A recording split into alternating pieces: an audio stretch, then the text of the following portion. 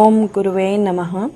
ನಮ್ಮ ಗುರುಗಳಾದ ಶ್ರೀ ದೀಪಂ ಅವತಾರ್ ಬಾಬಾಜಿಯವರ ಧ್ಯಾನ, ಜ್ಞಾನ ಹಾಗೂ ಮಂತ್ರದ ಶಕ್ತಿಯಿಂದ ಎಷ್ಟೋ ಜನರ ಮನೆಯಲ್ಲಿ ಪವಾಡಗಳು ನಡೆದು ಅವರ ಜೀವನದಲ್ಲಿ ಆನಂದದಿಂದ ಹಾಗೂ ಸುಖ ಜೀವನವನ್ನು ನಡೆಸುತ್ತಿರುವ ಸಾಕ್ಷಿಗಳನ್ನು ಇಂದು ನಿಮ್ಮ ಮುಂದೆ ಪ್ರಸಾರ ಮಾಡಲಿದ್ದೇವೆ. ಓಂ ಗುರುವೇ ನಮಃ. ನನ್ನ ಹೆಸರು ಪೂರ್ಣಿಮಾ. ನಾನು ಬಳ್ಳಾರಿಂದ ಮಾತಾಡ್ತಾ ಇದ್ದೀನಿ. ನಮ್ಮ ಯಜಮಾನ್ ಹೆಸರು ಆರ್ ಎನ್ ಕುಮಾರ್ ಅಂತೇಳಿ. ನನಗೆ ಅಮ್ಮ ಪರಿಚಯ ಆಗಿದ್ದು ನಮ್ಮ ಯಜಮಾನ್ರಿಂದ. ನನಗೆ ನೆಮ್ಮದಿ, ಶಾಂತಿ, ಯಾವುದೇ ಸಮಾಧಾನತೆ ಇರಲಿಲ್ಲ. ಅಮ್ಮನಿಂದ ನನಗೆ ಸಮಾಧಾನ, ಶಾಂತಿ ಸಿಗ್ತಾ ಹೋಯ್ತು. ಅಮ್ಮ ಒಂದು ಮೆಡಿಟೇಷನ್ ಮಾಡಿಸ್ತಾ ಇದ್ರು. ಮಾಡ್ತಾ ನನಗೆ ಒಂದು ನೆಮ್ಮದಿ, ಶಾಂತಿ ಸಿಗ್ತಾ ಹೋಯ್ತು.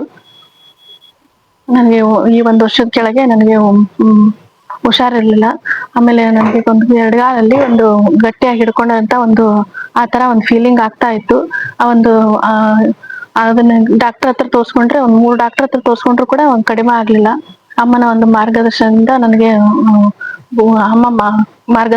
ನನಗೆ ಕಡಿಮೆ ಆಗ್ತಾ ಹೋಯ್ತು.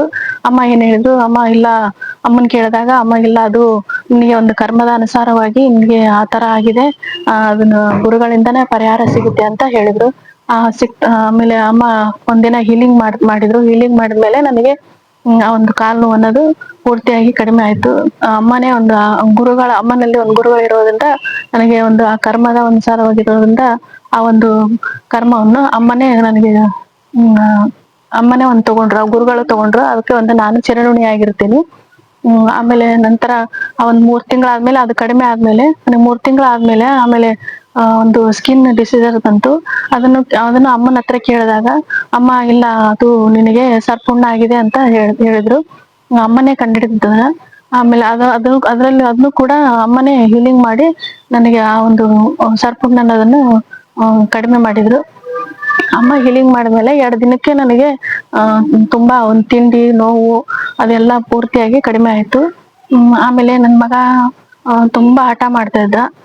ಸಿಟ್ಟು ಅಂದ್ರೆ ಸಿಟ್ಟು, ಕೈಯಲ್ಲಿ ಏನ್ ಸಿಗುತ್ತೆ ಅದನ್ನ ಎಸ್ದು ಬಿಡ್ತಿದ್ದ, ಅಷ್ಟು ಸಿಟ್ಟಿತ್ತು. ಅವನ್ಗೆ ಒಂದು ಹಾಸ್ಟೆಲ್ಗೆ ಹಾಕಿದ್ರೆ ಚೆನ್ನಾಗಿರ್ತಾನೆ ಅಂತ ಅಮ್ಮ ಹೇಳಿದ್ರು.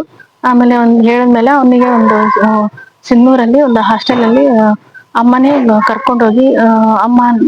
ಕರ್ಕೊಂಡೋಗಿ ನಾವು ಅಮ್ಮ ಎಲ್ಲರೂ ಸೇರಿ ಅಮ್ಮನ ಮಾರ್ಗದರ್ಶನದಿಂದನೇ ನಾವು ಒಂದು ಹಾಸ್ಟೆಲ್ ಅಲ್ಲಿ ಬಿಟ್ಟು ಬಂದ್ವಿ. ಆಮೇಲೆ ನಂತರ 1 ವರ್ಷ ಇದ್ಮೇಲೆ ಅವನು ಮನೆ ಬಂದ್ಮೇಲೆ ತುಂಬಾ ಬದಲಾವಣೆ ಆಗಿದ್ದಾನೆ. ಆಮೇಲೆ ಅವನಿಗೆ ವಿದ್ಯೆ ಬೆಲೆ, ಆಮೇಲೆ ತಂದೆ ತಾಯಿ ಬೆಲೆ, ಆಮೇಲೆ ಗುರುವಿನ ಬೆಲೆ ಎಲ್ಲವನ್ನು ತಿಳ್ಕೊಂಡಿದ್ದಾನೆ. ಅವನು ಅಲ್ಲಿ ಹೋಗಿ ಬಂದ್ಮೇಲೆ ತುಂಬಾ ಬದಲಾವಣೆ ಆಗಿದೆ.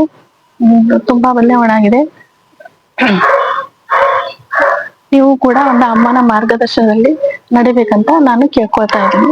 ನಮಸ್ತೆ.